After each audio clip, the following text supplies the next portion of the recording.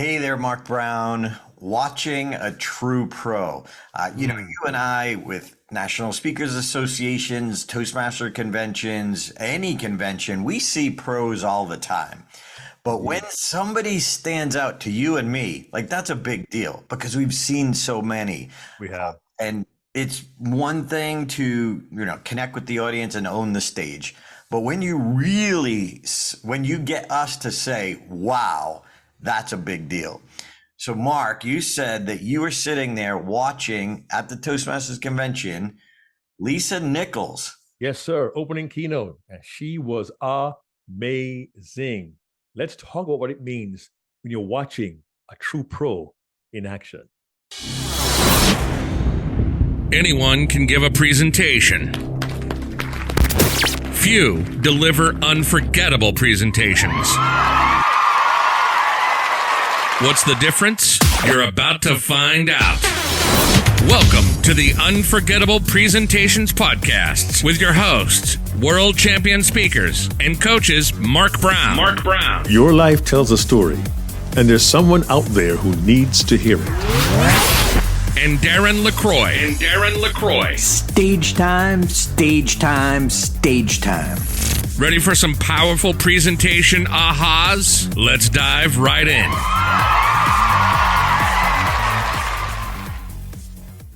Oh, Mark, I have not seen you so blown away just talking about a speaker. And I was not there, for the record. I was not there. Yet I saw the residual effects through the whole conference. And that is impressive. That's impressive. Yeah. So we're going to cover 3 insights watching any true pro. We're just going to use Lisa for that example because people were talking about it. And there's been some great keynote speakers at a convention, but this was a wow level compared to most.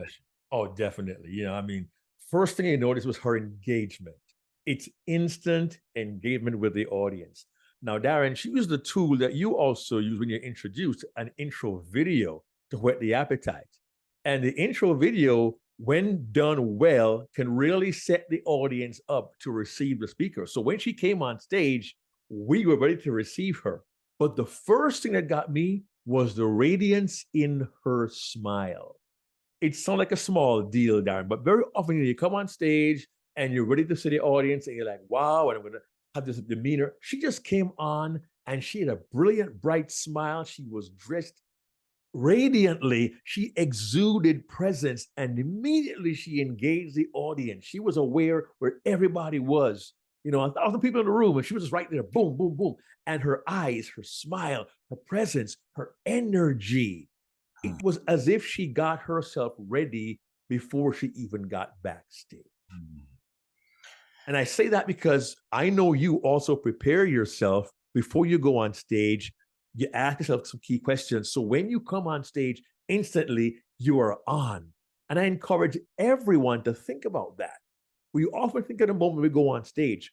Think about the moment before you go on stage. How will I engage the audience immediately? How will I feel? Will I feel them? Will they feel me? And Lisa Nichols, I gave her an A+ for just engaging the audience instantly. Yeah, and that's hard to coach. We coach people and we coach on techniques and strategies and dig out their stories and show them the part that we need to hear, the part that we want to hear, the part that we don't care about. But that instant connection, and remember to be connected to yourself. Yeah.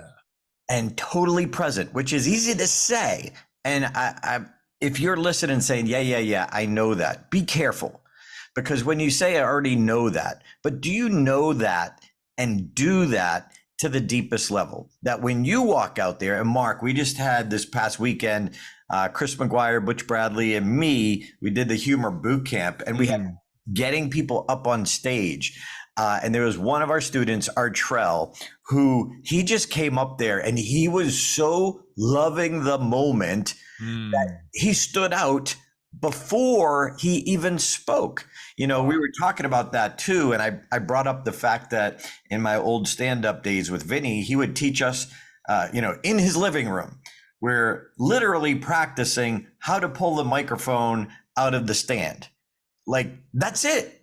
That's it. And that seems crazy. Like, look, when do we get to the funny stuff? When I want to learn how to be funny, I want your secrets.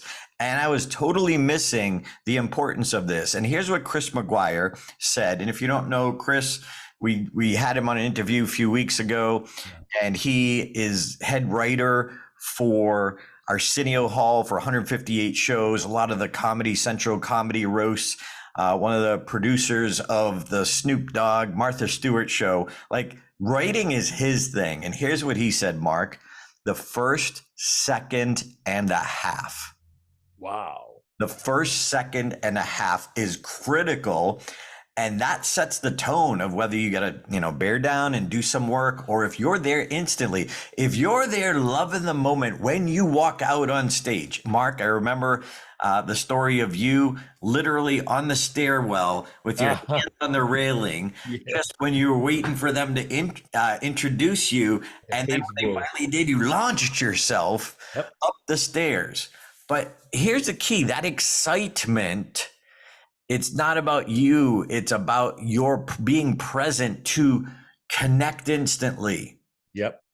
Connect instantly. And I think to be able to walk out on stage and have that, hey, a great intro video. Yes, you've got to have an unforgettable intro video. It just helps set the stage. So, Mark, what do you remember some of the elements that were in her intro video? Well, she did have clips of interviews of what she had done. She had Steve Harvey, and she mentioned Oprah Winfrey. And the clips included a bit of her journey from a very, very, difficult background to massive success. So it gave you a snippet of her journey, and it made you want to know, who is this person? How do they do that? And how can they help me? So I believe, and we talked about intro videos with, I think it was Chris West some time ago, and it's a story that leads us to want to know more. It was very strategic, and it made us lean forward. We're leaning in. Okay, who is she? What's she going to say to me? Oh, this is amazing. So it was all very well produced, and I was eager to hear what she had to say myself. And I was in the back by the sound booth because I was narrating. I was the voice of God. But it was wonderful to see her there and just instantly, boom, engage the entire audience with brilliance. And sometimes that instant engagement, Darren, can come by how we dress, how we carry ourselves. And it was, to me, a lesson to remind us. We talk about owning the stage. My goodness, from the moment she came on, Lisa Nichols owned that stage. It was instant audience engagement. Yeah, and now, again, I haven't spoken to her. This is just my summarization from the outside perspective. But also, Mark, you said it's what you're wearing. Yeah. But it's also not just what you're wearing and the contrast to the background, but that's your brand. And what you put on, do you feel comfortable and confident in that? Are you wearing something that's out of your norm? And yeah, it will look good. I mean, I know there was a huge difference when I started working with an image consultant to help me buy clothes. Yeah. I kind of always knew it was an issue, but now when I walk up on stage, because I know this shirt goes with this jacket, and so I feel confident when I walk out there. And Mark, when I do the humor boot camp, I do a set. I was so freaking nervous at the LA Comedy Club on Saturday night when it was day one was Saturday. I do a stand-up act. And the cool part is, even if I bomb, it becomes a lesson for everyone. But there was something different this time. I knew where I was and what I was wearing. So I took my jacket off because this was a comedy club now. So during the day, I'm a teacher, I'm a trainer, I'm an expert. At night, I took my jacket off, but the color of the shirt worked with my eyes, works with the backdrop, and all of it together. Now, I'm not saying that's going to make you feel confident, but it does matter. It's funny. I don't know if you recall a question you asked me last week before the conference, because you and I were on a panel together, a panel of world champions. You asked, you said, Mark, are you going to wear your bow tie on the panel? And I said, Darren, that's my brand, brother. I'm going to wear the bow tie. And I was very, thankful and humbled because in the Toastmasters world, there is a Facebook group called the Finalists. Those who have ever been to the World Finals are in the group. And I found out last week, the moderator of the group chose as a photograph, for the cover photograph, a picture of the three winners, first, second, and third in the World Championships, being interviewed on stage. And I was privileged to be the moderator. And in the photograph, I've got my suit on, my light shirt, and my bow tie. My profile picture has the bow tie, hand tied by me. It may seem a small thing to me. I always wear a bow tie, but people expect that now because that's how they see Mark Brown on the stage. And in the same way, when you're going to go on stage, what will you represent? Will they know it's you? And what is your unique brand that will draw the audience, engage the audience, want to hear from you? That's also a technique for instant audience engagement. Yeah, so this isn't about what you wear, it's about how you feel, and how, Mark, you said it best, when you had a gift you couldn't wait to give. Yeah. And I'd be willing to bet that Lisa Nichols felt that way herself, because if she had that instant connection. So it's almost like, well, I got to get warmed up. A lot of comedians, they need that first laugh and then they can relax. It's like, that's already been done. That mindset's been done backstage before they come out. But there's that something special. Even someone in a speech contest or a keynote speaker at a convention that sets the tone. Like, they come out and they're a true pro. And they have this gift that they've been given this presentation a long time, and they know the results and they know how it helps people. And that's true, Darren, because you know what you can do. You've been there before, you've done it before, but every time you do it with that level of presence and engagement and the willingness to give the audience something of value to them, I think that elevates your own attitude, your own presence, and gives you the opportunity right then to truly engage the audience in a special way, because every single audience is new. And every time you present to an audience, if you think, I may get one shot at this audience, and even though my keynote is mine, I want them to be engaged. I want them to feel this. I want to serve them.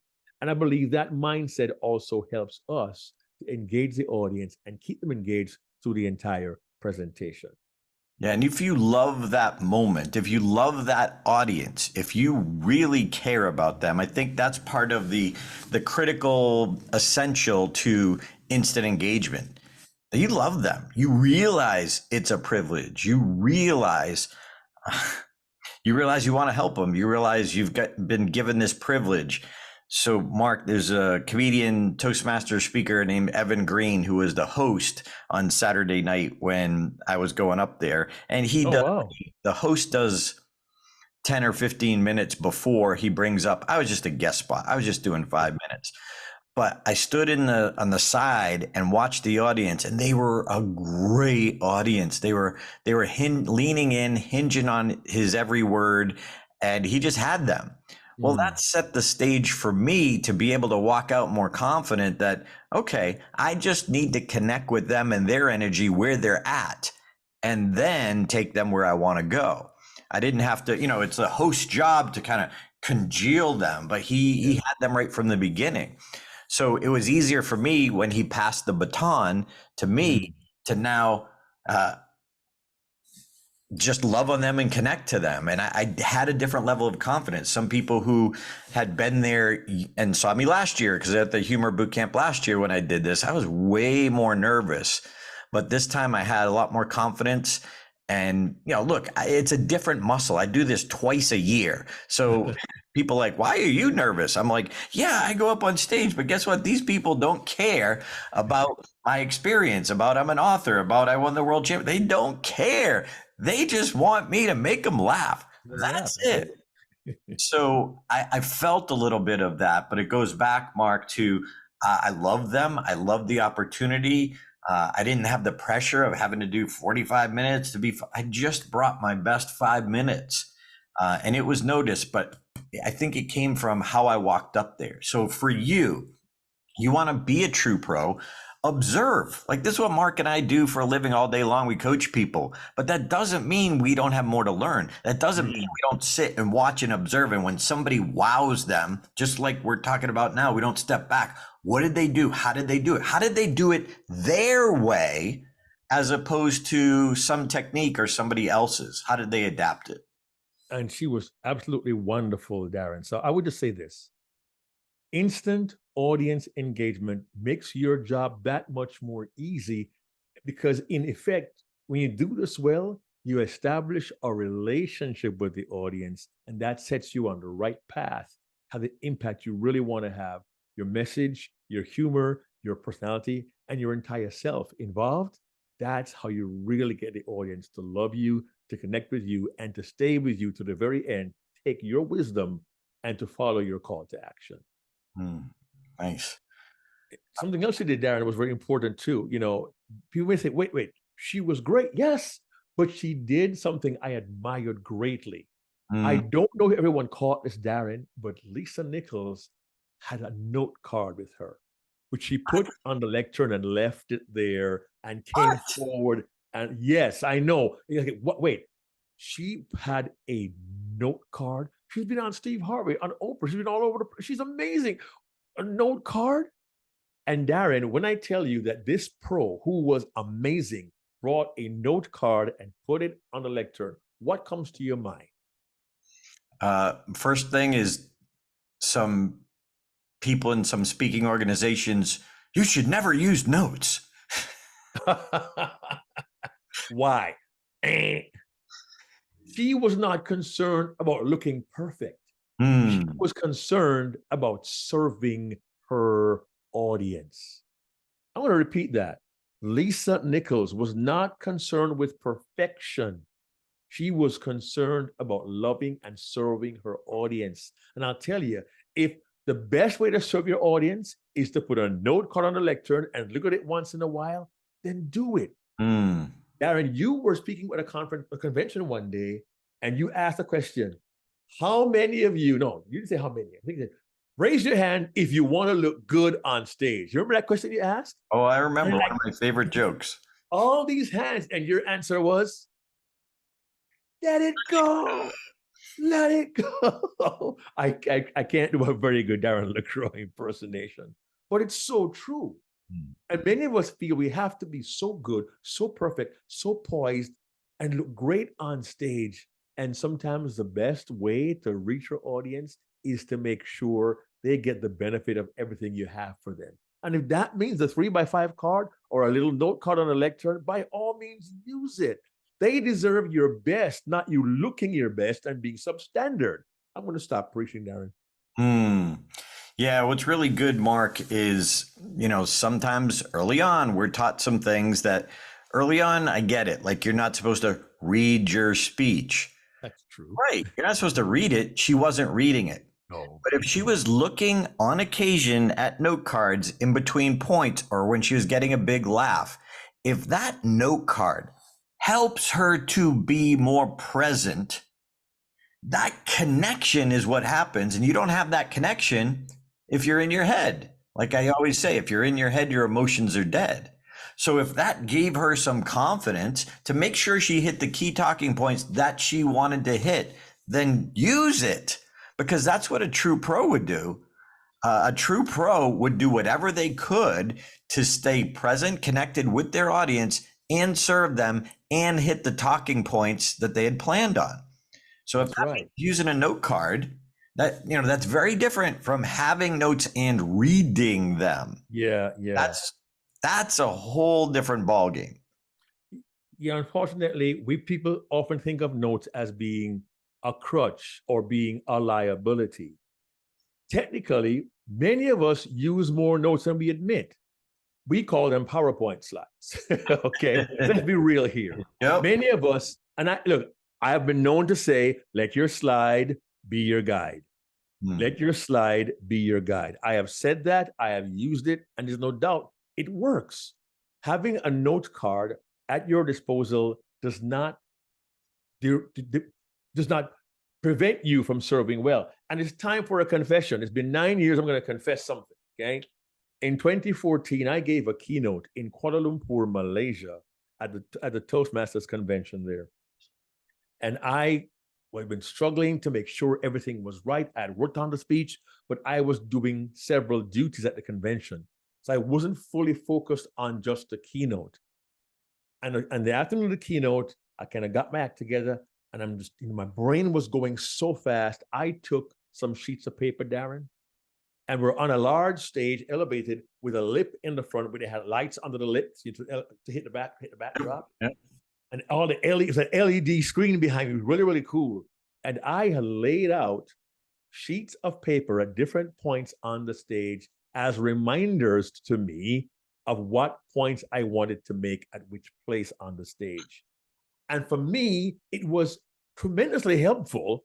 It was a successful speech, but I'm not ashamed of having done that because it was a way for me to make sure everything I wanted to say and the way I wanted to say it was done. So I used cheat sheets on that day. If you watch the video, I was fully engaged. I was fully present because the cheat sheets helped keep me on track and focus my attention on serving that audience on that day, despite what was going on around me. And it's okay to use the note if it helps you to hit your talking points, serve your audience well, and keep you well connected to them. So I give her props for doing that. She didn't go back there 8 or 9 times. She had it there in case she needed it. I can recall her going back once, maybe twice, just to peek at it while the audience responded. But that was not a point of focus. It was just to make sure I'm good. And if your confidence comes from a reassuring note, by all means, use it. There may be those who will disagree with us on this, Darren, and that's okay too.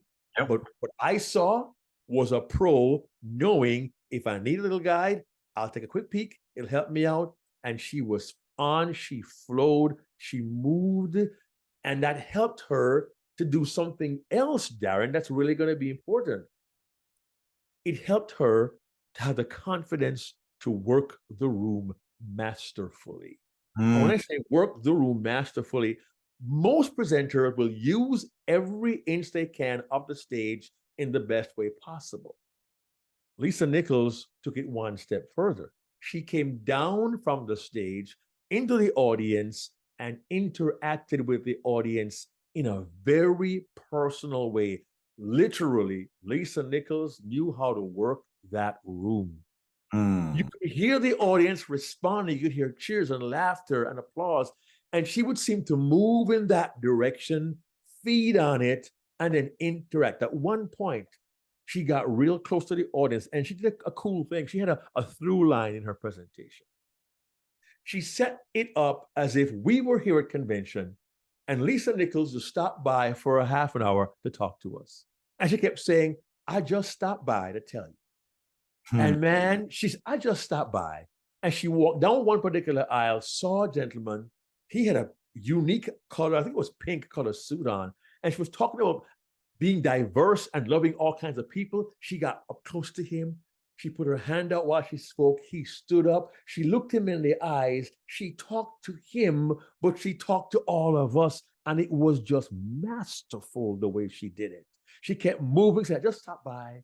And she worked the room, worked the audience, one side to the other up front, always smiling, literally eye to eye with the audience members.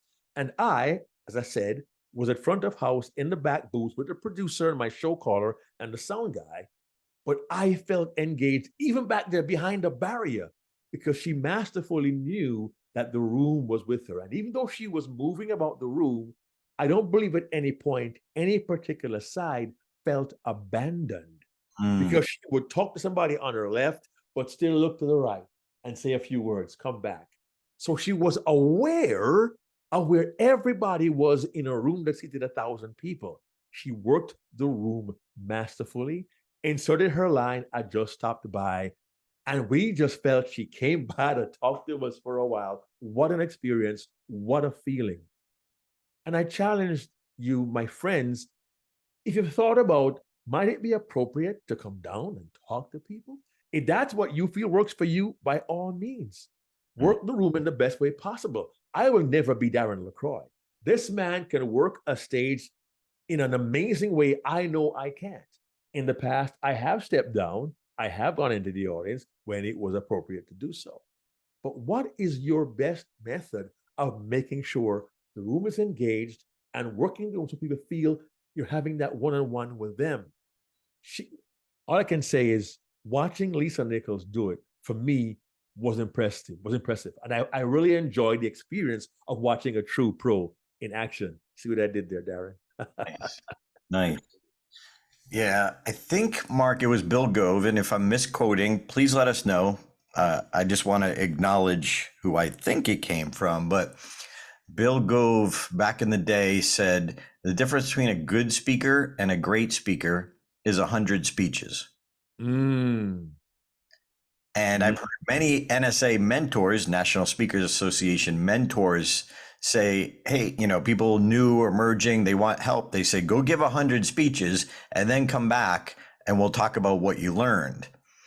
And the rare ones actually do come back and follow through after they did 100. But it goes back to stage time.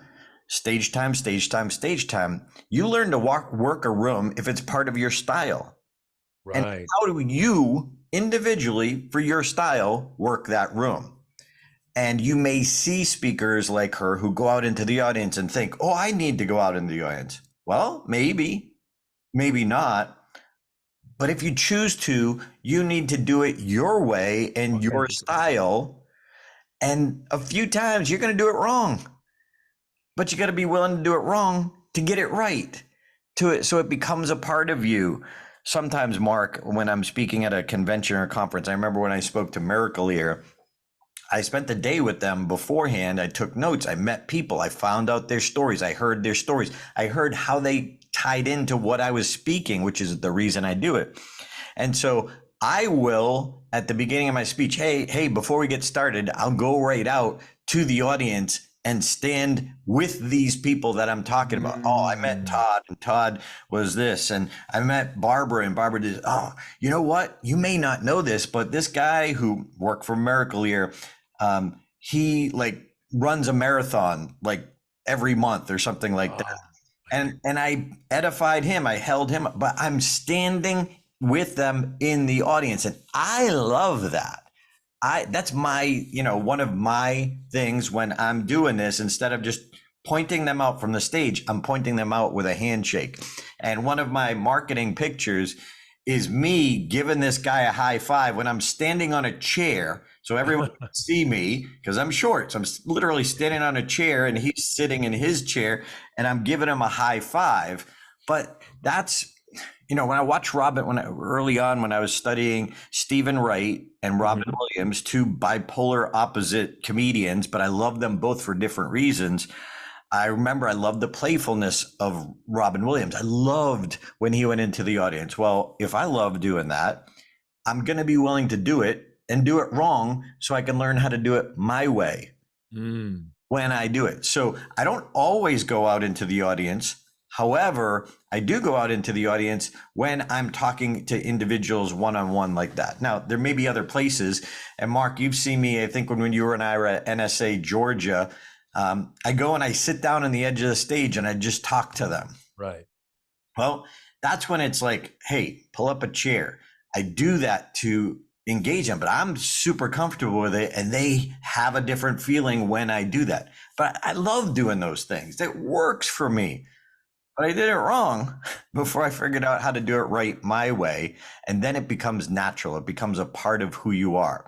So 100 speeches. If you say, oh, that sounds like a lot. Well, if you want to master anything, you've got to do it a lot. Yep. And your own voice will come out. Just like when I did the 77-day challenge for people during COVID, for speakers who want to be better speakers. Well, you have the unique privilege of Facebook Live, YouTube Live, Instagram Live that I didn't have back in the day. But you're stuck in your house? Well, guess what? You could get stage time every single day. You test material, you try things. Some don't work.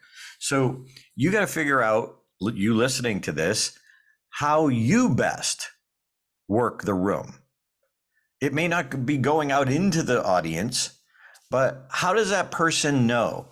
If in my championship speech, when I did my fall and I laid on the ground, I said, "And the people way in the back." Yeah. Well, that was because I went, as Mark, you and I teach, to sit in the four corners.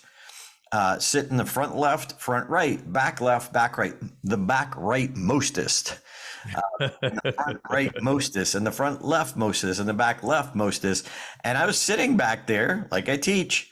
By the way, great way to connect with your audience before they're even there. Sit in their seats, see what they see. And I was sitting in back. I'm like, wow, this seat sucks. And so that gave me the idea. But that idea came from talking to Don Gavin. Don is a legendary Boston comedian, and he was telling me that when he was first in the Toronto Montreal Comedy Festival, he said the first year you're in, nobody makes it to the next level. It's just a thing. You got to earn your way. He said I was the first comedian to make it to the second level, and one of the reasons was because I acknowledged the people in the balcony. That nobody else did. I acknowledged the people in the balcony. That's work in the room by acknowledging too. So that's where that idea, that joke came from. When he was telling me about that, I was like, ooh, and the people way in the back. So it was a technique that I adapted for a certain situation and a punchline on the joke. And I've talked to many people who were there. They said it felt like I brought them right up to the front row. That's working. And funny enough, it occurred to me, I've seen that technique used in a virtual and hybrid situation as well, which may sound kind of odd. But when you're in a virtual meeting and a gallery view on, and you acknowledge individuals who are in the gallery, so to speak, on your screen, that makes them feel that much more engaged. And whenever I'm doing a large meeting, I have two laptops working, one I'm with my camera, but I have another one where I can see the gallery more, I can move it. And there are times I'll reference somebody on my page 3 of my gallery, and I say, "Hey, good to see you there, Panos, my friend." And they go, and they feel so that much more engaged. So technically, I'm working a virtual room, even though I'm the only person in this physical room, and the audience feels engaged just by seeing them there, recalling a moment when you and they spoke, something that they said, acknowledging them. You went in China to the back of the room to Howard, right? Here in China. Yeah. Remember that? Yeah. You often tell that story, and the pictures that are showed when you're with Howard in the back of the room in the sound booth. And when you work a room that well, the audience feels engaged. The audience feels, yeah, they're not just talking to one person up front. It isn't a general speech. They really are engaging the entire room. So I watched Lisa Nichols come out up front, instantly engage us. I watch her abandon the idea of perfection to make sure she served her audience. I watched her work the room in a magnificent way. And Darren, as a bonus, I also saw her use a technique we talk about a lot in our coaching, having a foundational phrase. Her phrase was unique. It was yes, yes, with a strong yes and a stronger second yes. Now, Darren, you weren't able to attend the opening ceremonies and Lisa Nichols' keynote, but you told me you became aware of yes, yes, very early on Thursday morning and throughout the convention. What was your experience with her foundational phrase, even though you weren't there? Well, it was one of our coaching clients, one of our stage time members was also Drew number 1. And because I had heard the yes, yes, around the convention and conference, I suggested that she add that in at the appropriate spot. So this is a technique that we teach called a callback. And by the way, it's so powerful, it's been outlawed in the Toastmaster speech contest. You can't call back to another contestant. You can't call back to something else that happened at the convention or conference. You just can't call back to another contestant.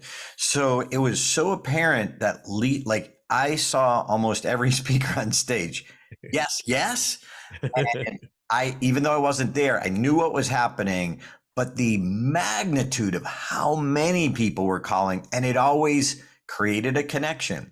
See, it's a way to magically and beautifully tap into that emotional moment that Lisa created that we could tie back to, call back to. But what it does is creates this bond with us and our audience. Now, we never want to call back to a bad moment, or a moment that was, say, a joke that didn't work, that's no good.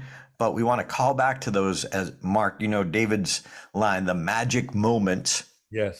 to us at the convention and conference. So how can we call back to that? So she had a foundational phrase that people were saying in the hallway. Oh my goodness. Never mind saying on stage. Every day. Yeah. She's making very well with that. Yes, yes.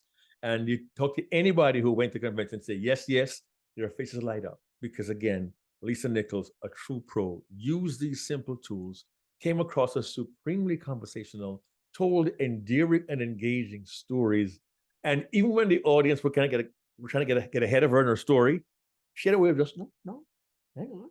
It's coming. And just really, really smooth, and just, she was truly a pro. A delight to see her in action and to see her love on the audience, offer herself to her audience for expertise. It was truly a delight to watch a pro, a true pro in action. And I'm better for it as a human being and as a presenter. And I invite you to really think about, how can I connect with the audience instantly? If you do a video or an intro, that should support and lead the audience right to where you want them to be, and encourage you to think of your intro as a setup for what you're going to talk about. So connect instantly.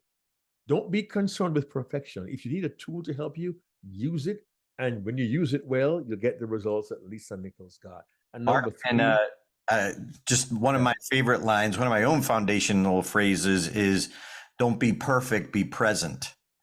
Don't be perfect, be present. It's more important. And she had the note cards. It allowed her to be present rather than she could have spent hours and hours and hours memorizing something. But if this is a keynote where she's doing different bits of content than she's doing tomorrow or the next day, she's going to, quote unquote, waste so much time memorizing something that she's only going to do once in that order. She might reorder it another day. I'm just surmising. So for you and me, we got to take what's the thing. She saved time, but more importantly, made sure she hit the point she needed to hit. And you do that, you bring yourself confidence. Confidence is the key to presence. So Mark, I don't know if you hear it in the background. I had a street sweeper going. So I could have said, Mark, let's make sure this is perfect. Let's go back and do it. But this was going, we were rolling, we were connected. So I just tried to talk. So I was talking over it, and then as soon as I was done, and Mark, I would point to you, so you knew to take the ball. Well, the street sweeper weren't going around when we started the podcast, but timing's everything. But again, do whatever you can. And Mark, you might remember one of the game changers. I was doing a brand new keynote, and I'm doing the same thing, using cheat notes, and cheat notes is legal. I put them on a flip chart. This is a smaller room. I put them on a piece of flip chart paper, 2 or 3 of them, my bullet points, and literally put the flip chart on the back wall. So my cheat notes are on the back wall, which works effectively in a smaller room, because in a smaller room, if I put them on the floor in front of me, on the stage in front of me, I'd really have to be looking down in order to read them. So on a big stage, that's different. You can kind of glance down because you have some space in front of you, as opposed to in a different situation. So whatever your situation, what can you do to make sure you're present? And please let go of being perfect. They want the perfect connection, not the perfect word for word memorization. When you're not even connected with us and the words are not authentic, you're just trying to say the words instead of connecting. I could not have said that better myself. So one more time, you want to have an instant engagement, abandon the idea of perfection, work the room with your style, and leave the audience with a foundational phrase that will be unforgettable. 100 speeches. Hey there, this is Darren LaCroix. Thanks for checking out this podcast episode on YouTube. If you want all of them, not every one is on YouTube, check out your favorite podcast platform so you don't miss an episode. Keep being a sponge so you can be unforgettable. Check out StagetimeUniversity.com, where good presenters become unforgettable.